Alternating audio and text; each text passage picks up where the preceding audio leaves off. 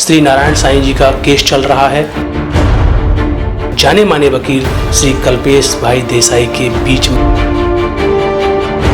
हमने सूरत session court में हमने पूरी प्रयत्न किया। इस तरह से सूरत में दो कंप्लेंट एक साथ फाइल हुआ है, तो इसीलिए यही बात ऐसा मानने के लिए मजबूर करती है कि कहां से भी इसमें कोई न कोई उसके पीछे कोई साजिश है। दोस्तों, इस समय हम सूरत में हैं और यहाँ पर श्री नारायण साईं जी का केस चल रहा है और हम उनके केस के बारे में जानने की पूरी कोशिश करने के लिए यहाँ पर गुजरात के जाने माने वकील श्री कल्पेश भाई देसाई के बीच में आए हुए हैं। उनसे हम आपको रूबरू कराएंगे, जानने की पूरी कोशिश करेंगे कि आखिर केस की बुनियादें कहां तक फैली हुई हैं और आगे क्या होने वाला है। आपका हार्दिक स्वागत है मंगलमय चैनल में। भारत के इतिहास में एक बड़ा ही आश्चर्यजनक जो प्रोसेस देखी जा रही है, उनके पुत्र नारायण प्रेम साईं के ऊपर की 12 साल पुराना केस है, उसको अभी जिस तरीके से फाइट के लिए प्रोसेस में लाया गया, 2.5 साल से उनको बेल तक नहीं दी गई। तो आपको क्या लग रहा है, कुछ इसमें आपको ऐसा नहीं लग रहा है कि एक बड़ा ही अनोखा और अजब गरीब मामला है ये? एक बात से मैं सहमत हूँ कि जो हमारी जो सिस्टम है इसमें उनके सामने जो कंप्लेंट फाइल किया गया है वो 11 साल पहले की बात की कंप्लेंट फाइल किया गया है, और अभी जो मुकदमा चल रहा है उसके बेल के लिए हमने सूरत सेशन कोर्ट में हमने पूरी प्रयत्न किया। नामदा गुजरात हाई कोर्ट में भी प्रयत्न किया और नामदा सुप्रीम कोर्ट में भी उनकी बेल एप्लीकेशन के लिए उनके बेल हो सके इसलिए वो प्रयत्न किया। लेकिन कई सारे जो मामले ऐसे होते हैं कि जिसमें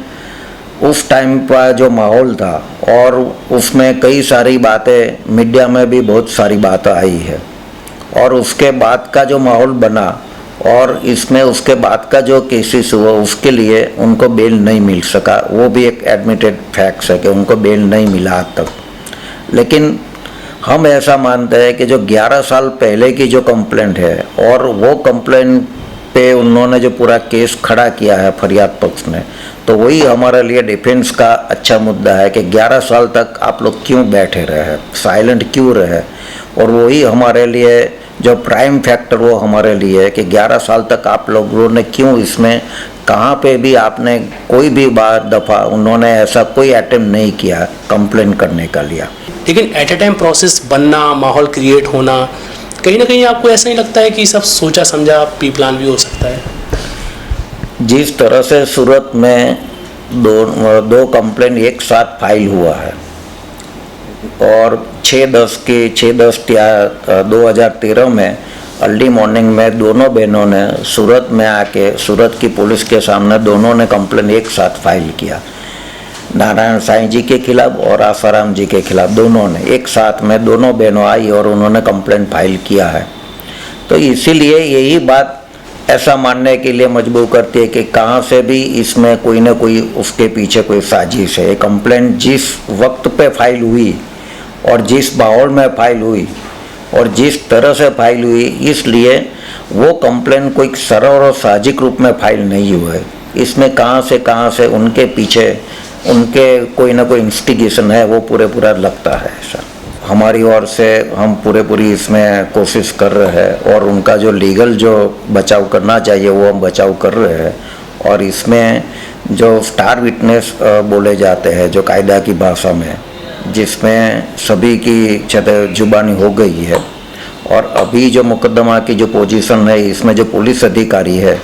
उन लोगों का अभी एविडेंस लेना शुरू हुआ है। और अभी आज की तारीख में जो दिल्ली के जो पुलिस ऑफिसर है कि जिन्होंने दिल्ली से उनकी नारायण साईं जी की और अन्य की वहाँ पे धरपकड़ उन लोगों ने बताई है, उनके केस के मुताबिक उनकी अभी जुबानी चल रही है। लेकिन अभी तक जितने सारे विटनेसेस आए हैं तो हमको पूरी इसमें उम्मीद है कि हमने नारायण साईं जी की ओर से हम लोग जो वकीलों जो हम उनके बचाव में जुड़ रहे हैं वो हमने हमारी ओर से पूरी इसमें निष्ठा से प्रयत्न किया है। और हमको पूरी उम्मीद है